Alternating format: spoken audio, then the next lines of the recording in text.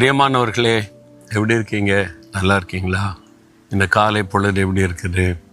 ஒவ்வொரு நாளும் ஆண்டுடைய கிருபை தினந்தோறும் நம்ம கூட இருக்கிறாரு, அழகாய் நடத்துகிறார். ஆண்டவருக்கு ஸ்தோத்திரம். பிறகு எதுக்கு கலங்கணும்? நீங்கள் எப்பவுமே அழுதுகிட்டே இருக்கிறீங்க, ஒவ்வொரு காரியத்துக்கு கண்ணீர் வடிச்சுக்கிட்டே இருக்கிறீங்க, அப்படி தானே? நிறைய காரியத்துக்கு அழுகிறீங்க. குடும்பத்தில் உள்ள பிரச்சனை, இவங்க மாறணும், அவங்க மாறணும், அவங்க லைஃப் சரியில்லை, வீட்டுக்குள்ளே நிம்மதி இல்லை, வேலையில் இந்த பிரச்சனை, ஊழியத்தில் இவ்வளோ நெருக்கம்தான், கண்ணீர் தான் வருது. அப்படி இருக்கீங்களா? என் கண்ணீரே எனக்கு உணவாயிற்று, என் வாழ்க்கையே கண்ணீராக போச்சு அப்படின்னு நினைக்கிறீங்களா?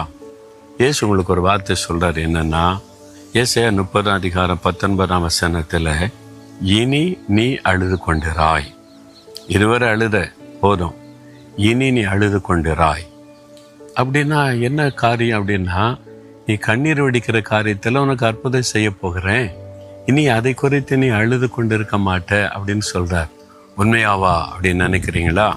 வேத புஸ்தகத்தில் 1 சாமுவேல் 1 ஒரு அழுது கொண்டிருந்த பெண்ணை குறித்து எழுதப்பட்டிருக்கிறார்.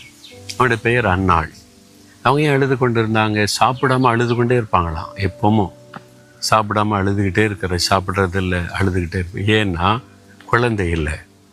குழந்தை இல்லாதனால நிந்தை, அவமானம், கடின சொற்கள், அது அவங்களை ரொம்ப காயப்படுத்தினதுனால சாப்பிட மனம் இல்லை, தூங்க முடியாது, அழுதுகிட்டே இருப்பாங்க, எப்பவும் கண்ணீர் வடிச்சுக்கிட்டே இருப்பாங்க.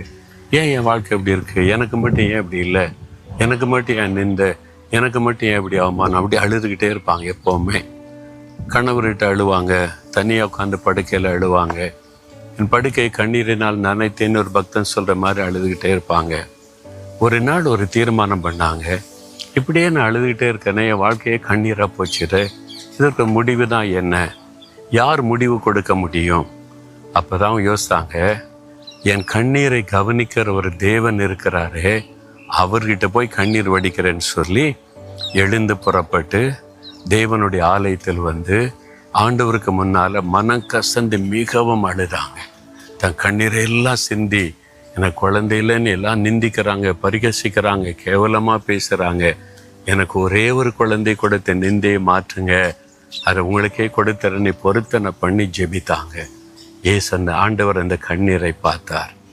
இனி நீ அழுது கொண்டிருப்பதில்லை, இன்றைக்கோடு உன் கண்ணீருக்கு ஒரு முடிவு என்பதாக ஆண்டவர் அவளை நினைத்தருளி ஒரு கற்பத்தின் ஆசீர்வாதத்தை கொடுத்து நிந்தையை மாற்றி